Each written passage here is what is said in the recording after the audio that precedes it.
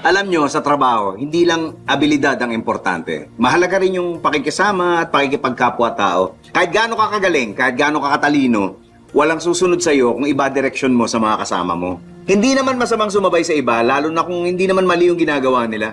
Mas gagaan nga yung trabaho pag meron ka mga kasama. Kaya huwag mo na pabigatin, lalo na kung mag-isa ka. Basta ang layunin nyo, iisa, lahat matatapos, kahit ano magagawa.